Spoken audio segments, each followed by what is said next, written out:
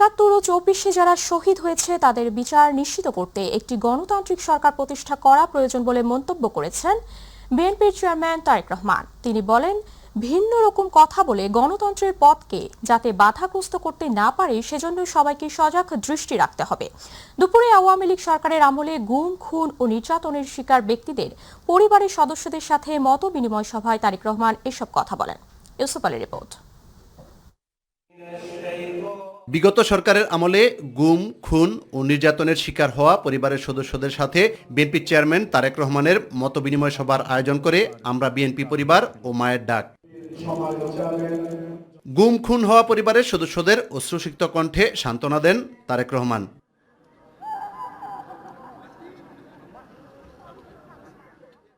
এ সময় তিনি বলেন, মুক্তিযুদ্ধ ও জুলাই বিপ্লবের শহীদদের ঋণ শোধ করতে অপরাধীদের বিচার করতে হবে। দেশের আইনের দৃষ্টিতে আইন অনুযায়ী যাতে ন্যায় বিচার পেতে পারে তার একটি মাত্র উপায় হচ্ছে বাংলাদেশে আগামী দিনে অবশ্যই একটি গণতান্ত্রিক সরকার প্রতিষ্ঠিত করতে হবে। স্বাধীনভাবে মানুষের কথা বলার পথ যাতে বাধাগ্রস্ত না হয় সেজন্য সবাইকে সজাগ দৃষ্টি রাখার আহ্বান জানান তিনি। কেউ কেউ বিভিন্ন রকম কথা বলে একটি অবস্থা তৈরি করার চেষ্টা করছে যেখানে এই গণতন্ত্রের পথ তৈরির পথ যে তৈরি হয়েছে সেটি যাতে বাধাগ্রস্ত হয়। আমি অনুরোধ করব সজাগ থাকার জন্য। যারা বিভিন্ন উসিলা দিয়ে বিতর্ক তৈরি করে গণতন্ত্রের পথকে আবার নষ্ট করার বা ব্যাহত করার চেষ্টা করছেন তারা যাতে সফল না হয়। শহীদদের স্মৃতি ধরে রাখতে পরিকল্পনার কথা জানান তারেক রহমান। নির্বাচন কমিশনের বাধ্যবাধকতার কারণে এই মুহূর্তে আমি হয়তো বিস্তারিতভাবে সেই পরিকল্পনা আজকের এই অনুষ্ঠানে তুলে ধরতে পারছি না। আমরা দেখেছি নির্বাচনের কমিশনের রিসেন্টলি কিছু বিতর্কিত ভূমিকা বা বিতর্কিত অবস্থান। তারপরেও দায়িত্বশীল রাজনৈতিক দল হিসাবে আমরা ধৈর্যের পরিচয় দিতে চাই। আমাদের দল বাংলাদেশের মানুষের সমর্থন নিয়ে সরকার গঠনে সক্ষম হলে আমরা এই শহীদ পরিবারদের নামে দেশের গুরুত্বপূর্ণ সড়ক কিংবা রাষ্ট্রের বিভিন্ন গুরুত্বপূর্ণ সরকারি বেসরকারি স্থাপনার নামকরণ করব, যাতে প্রজন্মের পর প্রজন্ম এই শহীদদেরকে গৌরবের সাথে স্মরণ রাখতে পারে। রাষ্ট্রীয় সহিংসতার শিকার পরিবারগুলোর প্রতি সাধ্য মতন রাষ্ট্রীয় সহায়তা হাত বাড়ানোর প্রয়োজন রয়েছে বলেও আমি ব্যক্তিগতভাবে বিশ্বাস করি। দ্রুত গণতান্ত্রিক সরকার প্রতিষ্ঠিত না হলে শহীদদের অমর্যাদা করা হবে বলেও দাবি করেন বিএনপির ভারপ্রাপ্ত চেয়ারম্যান তারেক রহমান। ৭১ সালের যারা শহীদ হয়েছেন এই দেশকে স্বাধীন করার জন্য, ৯০-এর স্বৈরাচার বিরোধীতে আন্দোলনে যারা শহীদ হয়েছেন, বিগত ১৬ বছরে যারা গুম শহীদ হয়েছেন, বিভিন্নভাবে নির্যাতিত পঙ্গুত্ব বরণ করেছেন, ২৪-এর আন্দোলনে, ৫ই আগস্টের আন্দোলনে যারা শহীদ হয়েছেন, প্রত্যেকটি অন্যায়ের বিচারকে যদি প্রতিষ্ঠিত করতে হয় তাহলে আগামী দিনে অবশ্যই বাংলাদেশে একটি গণতান্ত্রিক সরকার দরকার। ইউসুফ আলী, মাই টিভি, ঢাকা। একদলীয় শাসন দীর্ঘস্থায়ী করতে ফ্যাসিবাদীরা বিরোধী মতের উপর গুম, খুনের পাশাপাশি অসহনীয় নির্যাতন চালিয়েছে বলে অভিযোগ করেছেন বিএনপির সিনিয়র যুগ্ম মহাসচিব রুহুল কবির রিজভী আহমেদ। আর স্থায়ী কমিটির সদস্য সালাউদ্দিন আহমেদ বলেছেন, শহীদদের আকাঙ্ক্ষা পূরণে প্রতিটি গুম, খুনের বিচার করা হবে। বিএনপি চেয়ারম্যান তারেক রহমানের সাথে গুম, খুন ও নির্যাতনের শিকার হওয়া পরিবারের সদস্যদের মতবিনিময় অনুষ্ঠানে বিএনপি নেতারা এই কথা বলেন। ইউসুফ আলীর আরেকটি রিপোর্ট। রাজধানীর চীন মৈত্রী সম্মেলন কেন্দ্রে বিএনপির চেয়ারম্যান তারেক রহমানের সাথে গুম, খুন ও নির্যাতনের শিকার হওয়া পরিবারের সদস্যদের মতবিনিময় করতে এই অনুষ্ঠানের আয়োজন। জন্যই আমরা ফিরত এসেছি। অনুষ্ঠানে বিগত সরকারের দমনপীড়ন ও নির্যাতনের বর্ণনা দিয়ে ঘটনার সুষ্ঠু বিচার দাবি করেন ভুক্তভোগী পরিবারের সদস্যরা। আমরা আজ কি যন্ত্রণা কাটাচ্ছি সেটা কেউ বুঝতে পারবে না। আমার বাবাকে যখন নিয়ে যায় তখন আমার 3 বছর বয়স ছিল। এমন কোনো জায়গা নাই যেই জায়গাটায় যাই নাই বাবার সন্ধানে। নিকেতনে অফিসে আমাদের মিটিং হচ্ছিল, এর 2 দিন পরেই আমাদের সহযোদ্ধা নুরুল লাশ পাওয়া যায় কর্ণফুলী নদীতে, চোখ বাঁধা হাত বাঁধা অবস্থায়। এখনো অনেকেই এখানে আছে যারা অপেক্ষা করছে তাদের স্বজনদের জন্য। একতরফাভাবে ক্ষমতা ধরে রাখতে সরকার প্রতিবাদী মানুষের উপর নির্যাতন করেছে বলে দাবি করেন বিএনপির সিনিয়র যুগ্ম মহাসচিব রুহুল কবির রিজভী আহমেদ। আমরা দেশে দেশে একসময় পড়েছি যে কিভাবে স্বৈরাচার ফ্যাসিস্টরা মানুষের উপর অত্যাচার করেছে, চুনের ড্রামের মধ্যে রাজনৈতিক প্রতিপক্ষকে ডুবিয়ে দিয়েছে, পেছন দিক থেকে ট্রাক চালিয়ে দেওয়া হয়েছে রাজনৈতিক প্রতিপক্ষকে। এবার দেখলাম শেখ হাসিনার সেই ভয়াল পরিস্থিতি। একদিকে তারেক রহমান সাহেবের তার কণ্ঠের আওয়াজ নিষিদ্ধ, একদিকে তার বা বন্দী। বিএনপির স্থায়ী কমিটির সদস্য সালাউদ্দিন আহমেদ বলেন, সকল ষড়যন্ত্রের বেড়াজাল ছিন্ন করে দেশের মানুষ গণতন্ত্রের পথে ফিরবে। আপনারা দোয়া করবেন যাতে আমরা প্রত্যেকটি গুমের খুনের বিচার এই দেশে করতে পারি।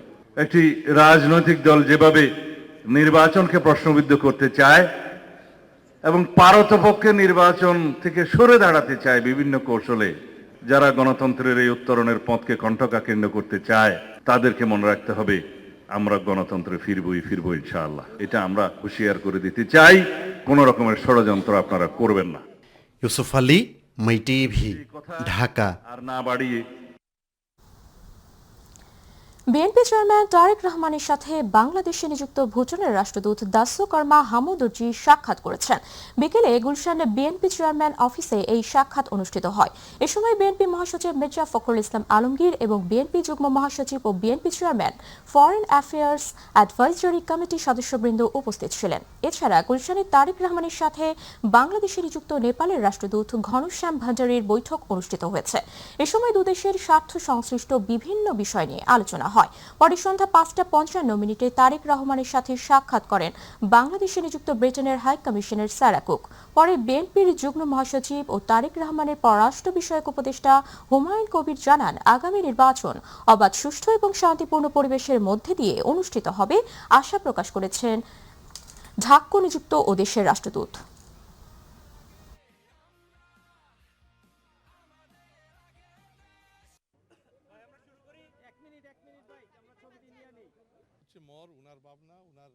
British High Commissioner here in Dhaka.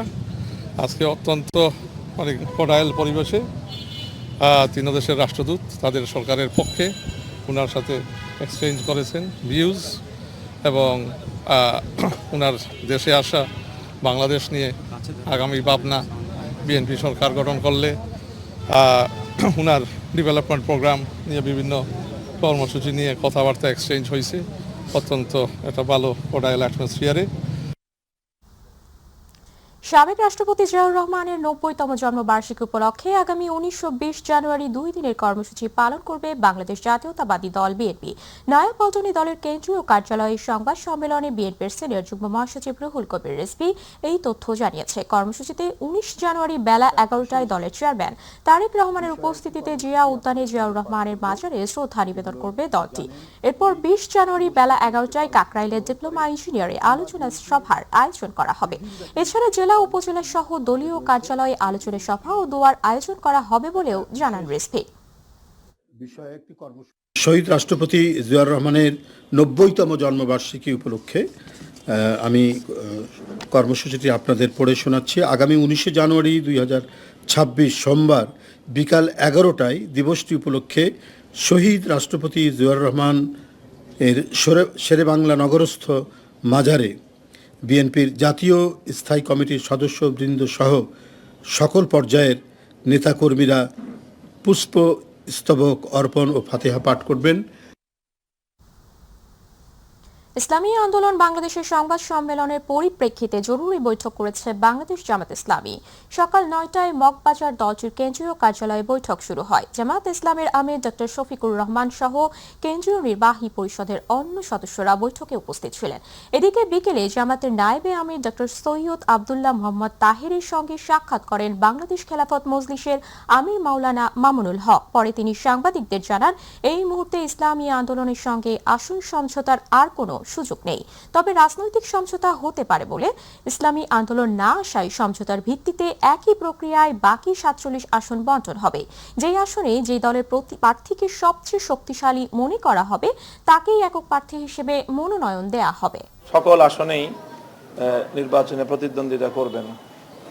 তো সেই হিসাবে এই মুহূর্তে আমরা তাদের এই ঘোষণাটাকেই চূড়ান্ত ধরছি যে ওনারা নির্বাচনী আসন সমঝোতায় এখন অন্য কারোর সাথে শেয়ার করছেন না, ওনারা এককভাবেই সারা দেশের সকল আসনগুলোতে নির্বাচনে প্রতিদ্বন্দ্বিতা করবেন।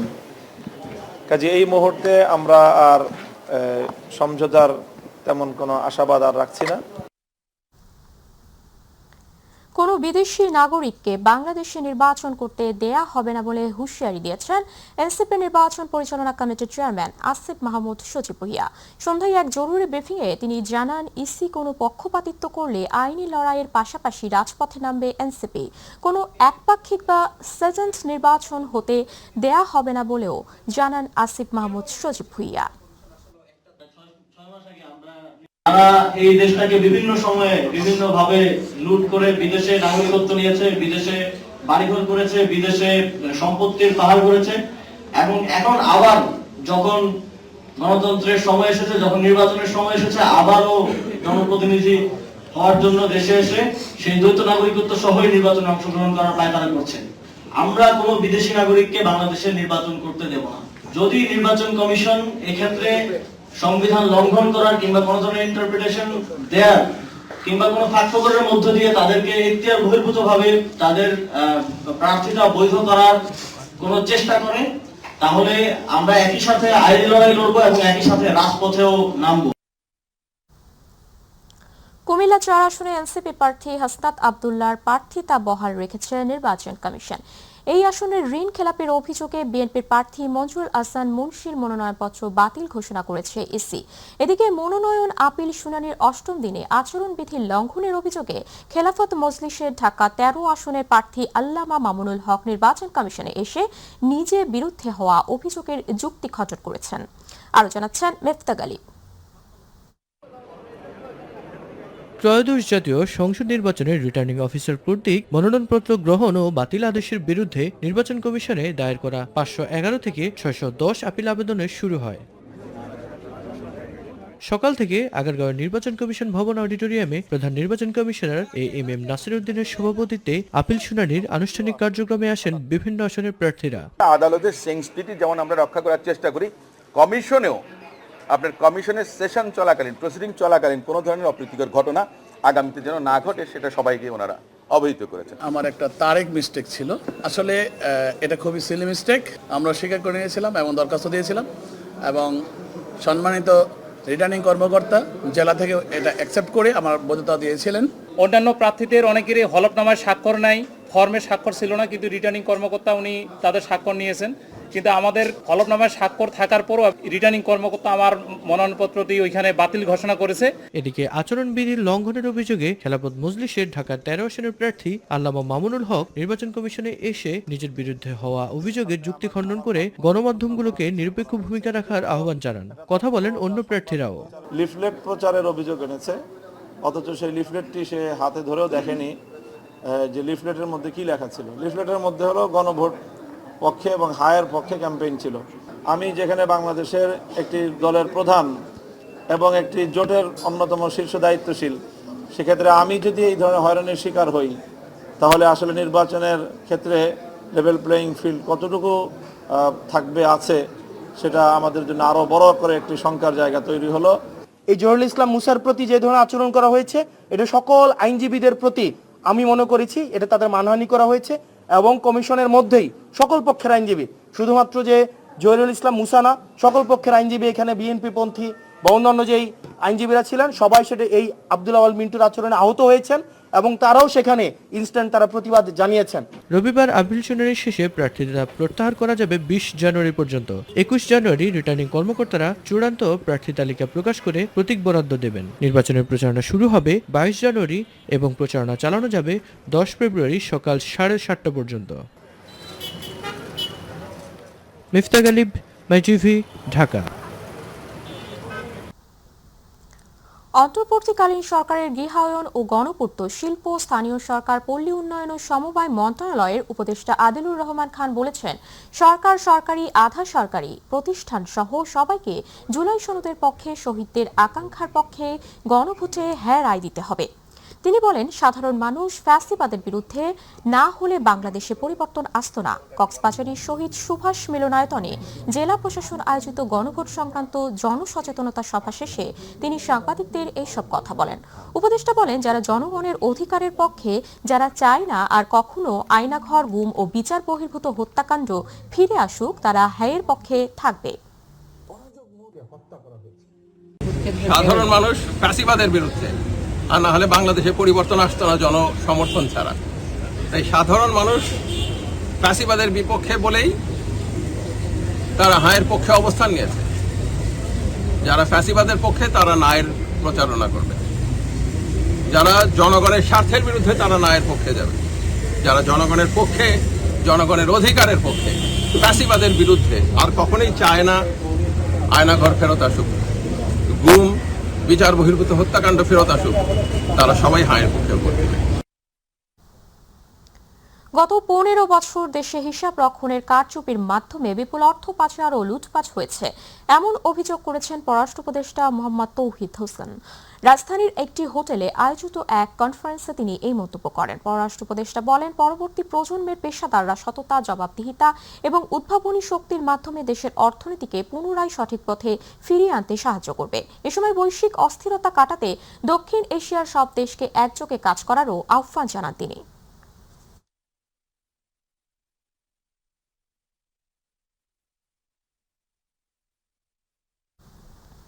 রাজধানীতে অনুষ্ঠিত হলো গণমাধ্যম সম্মেলন 2026। কৃষিবিদ ইনস্টিটিউশন মিলনায়তনে আয়োজিত অনুষ্ঠানে নেয়াব, অ্যাটকো, জাতীয় press club, BFUJ, DUJ, DRU, DCAB, CRAB সহ বিভিন্ন সংগঠনের নেতৃবৃন্দ উপস্থিত ছিলেন। বক্তারা বলেন, জুলাইয়ের চেতনা ধ্বংস করতে 2টি পত্রিকা অফিসে আগুন দেওয়া হয়েছিল। ভয়ের সংস্কৃতির বিরুদ্ধে একটি ঐক্যবদ্ধ প্রতিরোধ গড়ে তোলার আহ্বান জানান গণমাধ্যম সংশ্লিষ্টরা। আতিকুর রহমান, তিতাসের রিপোর্ট।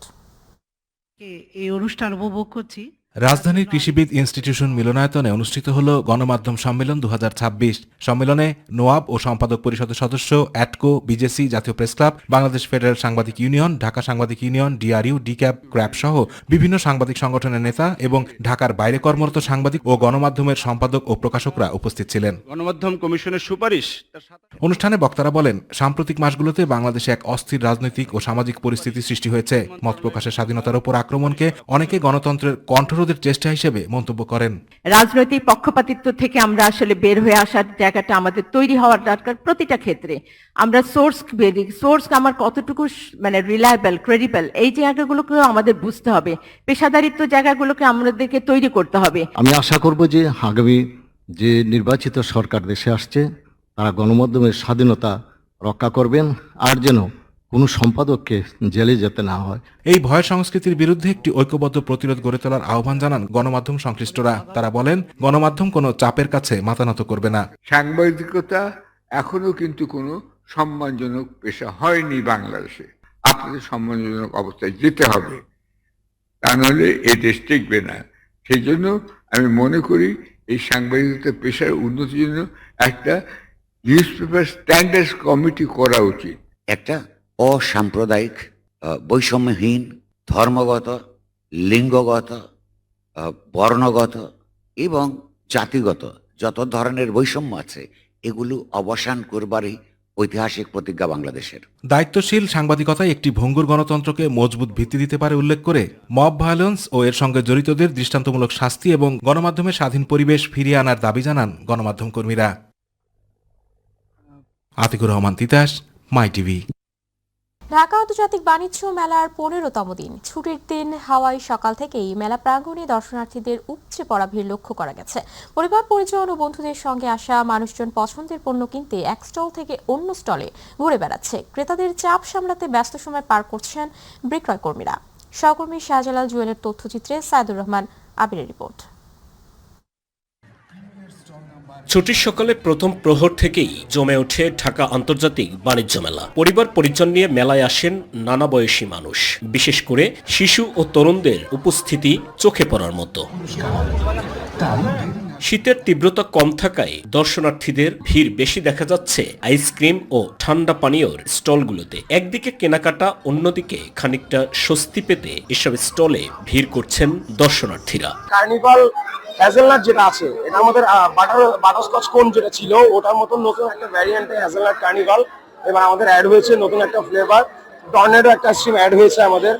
সো এই আইসক্রিমগুলো সবাই ট্রাই করছে এবং ভালো ফিডব্যাক দিচ্ছে আলহামদুলিল্লাহ। এটা ভালো মনে হলো, আর স্পেশালি ওদের যে একটা আইসক্রিম আছে ওই যে রোবাস্টো যেটা, ওটা সবচেয়ে বেস্ট আমার কাছে মনে হয়েছে। আর চকলেট যে কোনগুলো আছে সেগুলো খুব ভালো। পোলার আইসক্রিমটা বেশি মজা। পোলারটা খাই তো এটা যেহেতু আমি হ্যাবিচুয়েটেড খেতেও বুঝতো সে কারণে খাও। অন্য আইসক্রিম নিই না, সাধারণত সবসময় খেলে পোলারটাই খাই, এই জন্যই পোলার খাচ্ছি। দেশীয় পণ্যের পাশাপাশি আন্তর্জাতিক বিভিন্ন স্টলেও দর্শনার্থীদের ভিড় ছিল চোখে পড়ার মতো। বিক্রেতারা জানিয়েছেন ছুটির দিনে বেচাকেনা অন্যান্য দিনের তুলনায় অনেক বেশি হচ্ছে। গতবারের তুলনায় এই বছর ভালো সাড়া পাচ্ছি বা কাস্টমার পাইতেছি, বেচাকেনা আলহামদুলিল্লাহ ভালো হইতেছে। জামকাট বেশি হচ্ছে এখানে, প্রায় তো আসা হয়, এবার তো একটু বেশি ভালো লাগছে। এর চেয়ে মোটামুটি এখন একটু ভালোই হয়েছে, পরিবেশটা ভালো হয়েছে। দর্শনার্থীরা মেলার সার্বিক নিরাপত্তা ও ব্যবস্থাপনায় সন্তোষ প্রকাশ করেন। সব মিলিয়ে ছুটির দিনে ঢাকা আন্তর্জাতিক বাণিজ্য মেলা আনন্দ আর কেনাকাটায় মুখরিত দর্শনার্থীরা। সাইদুর রহমান আবির, মাই টিভি নিউজ ডেস্ক। যেই নেতৃত্ব আগামী বাংলাদেশ বিনির্মাণে দেশের কৃষক, শ্রমজীবী মানুষ থেকে শুরু করে প্রান্তিক জনগোষ্ঠীকে গুরুত্ব দেবে, এমন নেতৃত্বই আগামী নির্বাচনের মাধ্যমে নির্বাচিত হওয়ার প্রত্যাশা দেশের বিভিন্ন গুণীজনদের। রাজধানীর বাংলা মোটরে বিশ্ব সাহিত্য কেন্দ্রে আয়োজিত আগামী নির্বাচিত সরকার ও নাগরিক প্রত্যাশা শীর্ষক গোল টেবিল সংলাপে এসব কথা বলেন বক্তারা। এ সময় তারা বলেন, সমাজ কল্যাণ খাতে বিনিয়োগ বহুগুণে বাড়াতে হবে। অন্তর্বর্তী সরকারের আমলে অনেকগুলো খাতে সিদ্ধান্ত নেওয়া হলেও তা জাতির সামনে পরিষ্কার করেনি বলেও মন্তব্য করেন তারা। চাঁদাবাজি যে একটা ঘটনা, এই সংকটের মধ্যে যে বাংলাদেশের মানুষ আছে, এটা একটা বাস্তবতা হিসেবে স্বীকৃতি পেয়েছে এবারে নির্বাচনে। ফলে আমি মনে করি যে জনগণের সহানুভূতি পাওয়ার জন্য, মানুষের দৃষ্টি আকর্ষণ করার জন্য কিংবা মানুষের আস্থা পাওয়ার জন্য চাঁদাবাজিকে কিভাবে নিয়ন্ত্রণ করবেন, কিভাবে নির্মূল করবেন, এইটার একটা রূপরেখা সামনে হাজির করতে হবে।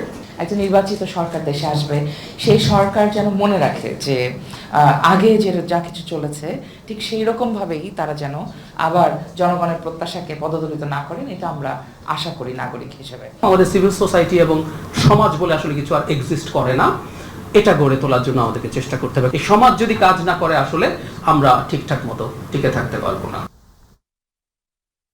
মহিলাদের নেকাব নিয়ে বিএনপি নেতা মোশাররফ আহমেদ ঠাকুরের দেওয়া মন্তব্যকে কুরুচিপূর্ণ আখ্যা দিয়ে এর প্রতিবাদে মানববন্ধন অনুষ্ঠিত হয়েছে। সকালে জাতীয় প্রেস ক্লাবের সামনে নারী অধিকার আন্দোলন ও সম্মিলিত নারী প্রয়াসের উদ্যোগে এই কর্মসূচি অনুষ্ঠিত হয়। এ সময় বক্তারা ভবিষ্যতে নারীদের পোশাক ও ব্যক্তিগত ধর্মীয় জীবনাচার নিয়ে বক্তব্য প্রদানের ক্ষেত্রে সতর্ক থাকার আহ্বান জানান। ধর্মীয় অনুভূতিকে আঘাত হানার দায়ে প্রচলিত আইন অনুযায়ী অবিলম্বে তার বিরুদ্ধে আইনি ব্যবস্থা গ্রহণ এবং দৃষ্টান্তমূলক শাস্তির দাবি জানান বক্তারা। শিক্ষা প্রতিষ্ঠান, কর্মস্থল এবং জনসমাগম স্থলে নিকাব পরিহিত নারীদের যাতে কোনো ধরনের বৈষম্য, হেনস্থা বা বুলিং এর শিকার হতে না হয় তা সংশ্লিষ্ট কর্তৃপক্ষকে নিশ্চিত করতে হবে। আমি সেই রাজনৈতিক দলের প্রতি আমি দৃষ্টি আকর্ষণ করছি, এখন পর্যন্ত তারা এই ব্যক্তির প্রতি কোনো ব্যবস্থা গ্রহণ করেননি। তার মানেটা কি? এই ব্যক্তির বক্তব্যের প্রতি দলটির পূর্ণ সমর্থন রয়েছে। সুতরাং ধর্ম ও নারীর মর্যাদা নিয়ে এই দলটির সম্পর্কে আমাদের চিন্তা করতে হবে। দেশের বেতার উপস্থাপকদের সংগঠন রেডিও অ্যানাউন্স ক্লাব র্যাঙ্কের আয়োজনে রাজধানীর আগারগাঁওয়ের আর্কাইভস ভবনে আয়োজিত হয় জাতীয় সম্মেলন। সৈয়দা জামিলা আক্তার এবং আব্দুল্লাহ হেল মাহমুদের সভাপতিত্বে এমন বর্ণাঢ্য আয়োজনে প্রধান অতিথি হিসেবে উপস্থিত হয়ে বাংলাদেশ বেতারের মহাপরিচালক ASM জাহিদ জানান, সকলের স্বতঃস্ফূর্ত অংশগ্রহণে এমন আয়োজন পারস্পরিক সৌহার্দ্য, সম্প্রীতি, ভ্রাতৃত্ববোধ উন্নয়ন করে সবাইকে নিয়ে এগিয়ে যেতে অনুপ্রাণিত করবে। অনুষ্ঠানে সকলের অংশগ্রহণে আর্কাইভ ভবন থেকে আনুষ্ঠানিক এক আনন্দ শোভাযাত্রার আয়োজন করে বাংলাদেশ বেতার ঘুরে আবার আর্কাইভস প্রদক্ষিণ করে।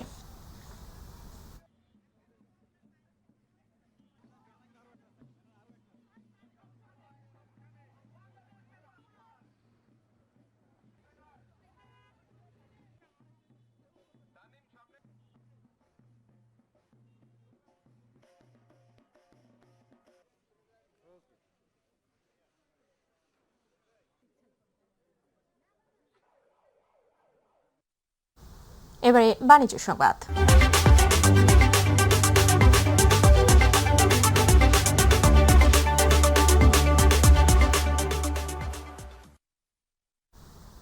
রাজধানীর বনানীতে আনুষ্ঠানিকভাবে উদ্বোধন করা হয়েছে হাই ফ্যাশন গ্যালারির অঙ্গ প্রতিষ্ঠান ডায়াস এক্সক্লুসিভ অফিস ফার্নিচারের নতুন শোরুম। দিন গ্রুপের একটি প্রতিষ্ঠান হিসেবে পরিচালিত ডায়াস এক্সক্লুসিভ অফিস ফার্নিচার ঢাকায় এটি তাদের চতুর্থ আউটলেট।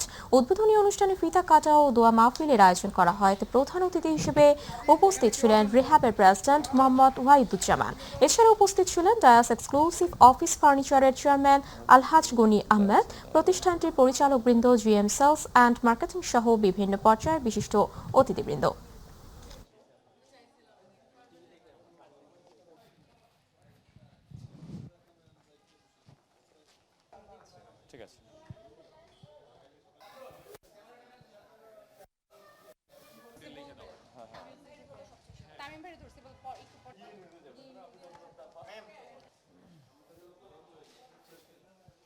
এবারে প্রবাসী সংবাদ।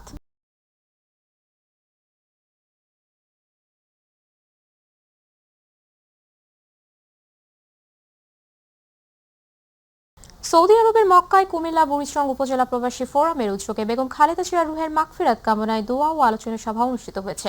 প্রতিনিধি এম সাইফুল ইসলাম জানান, মক্কার এক অভিজাত হোটেলের হল রুমে বুড়িচং উপজেলা প্রবাসী ফোরাম ও মক্কা বিএনপির অঙ্গ সংগঠনের যৌথ উদ্যোগে দেয়া দোয়া ও আলোচনা সভায় বুড়িচং উপজেলা প্রবাসী ফোরামের যুগ্ম সদস্য সচিব সোলেমান লিটনের সভাপতিত্বে প্রধান অতিথি ছিলেন কুমিল্লা ৫ বিএনপির মনোনীত প্রার্থী হাজী জসিম উদ্দিন।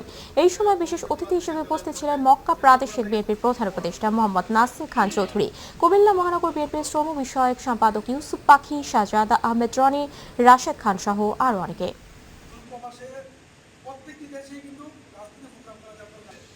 আমি আল্লাহর কাছে শুকরিয়া